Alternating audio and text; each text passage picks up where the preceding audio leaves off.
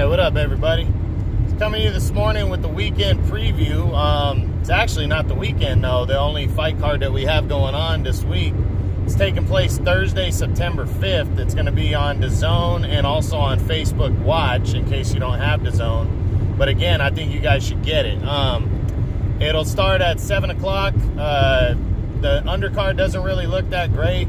But the main event really is the only fight to talk about for this week. It's kind of sad that that's all that's going on in boxing, but the main event should not disappoint. It's a super bantamweight clash, which is 122 pounds. It's an eliminator to get in line for a title shot.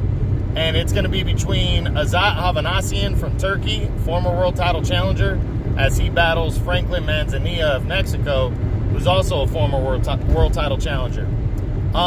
I think this is going to be a straight-up fucking war right here. Both these guys punch hard. They're the underdog type guys. Have both played that role throughout their career.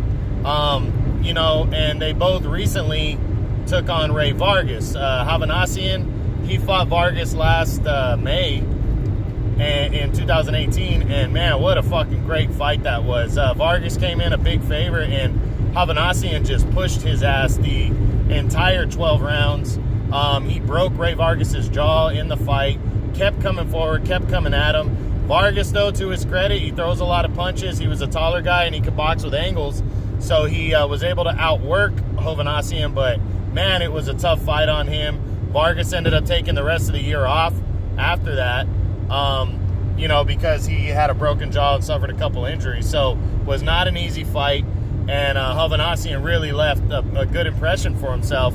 But he also became kind of the guy you want to avoid because he didn't have a big name. Now, Franklin Manzanilla also last year kind of did the same thing that Hovhannisyan did, because Hovhannisyan upset Ronnie Rios, another former world title challenger. He upset him to get the shot with Vargas.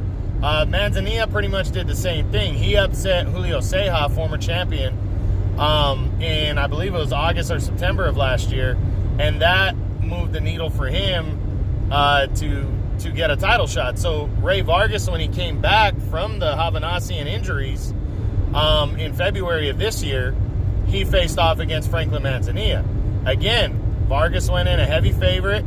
Manzanilla, I didn't think he stood a chance against Vargas. I thought he got lucky against Ceja, and he went out and he almost knocked Vargas out. He laid him out with a left hook in the third round, and I thought Vargas was done, because even when he got up, he was slow, and I was shocked Vargas was able to find himself again, and he ended up outworking Manzanilla as well, because he throws a lot of punches. But Vargas is like the number 3 guy. He's a world champion. He's like the number 3 guy in the division, and both of these fighters came very close to knocking him out, to beating him. I got Hovhannisyan at number 8 and Manzanilla at number 9 at 122 right now.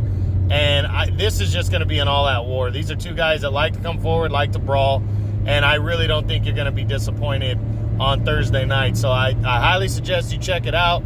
I know it's two guys you don't know. The undercard, there's really nobody to speak of, so I can't say the card's going to be good.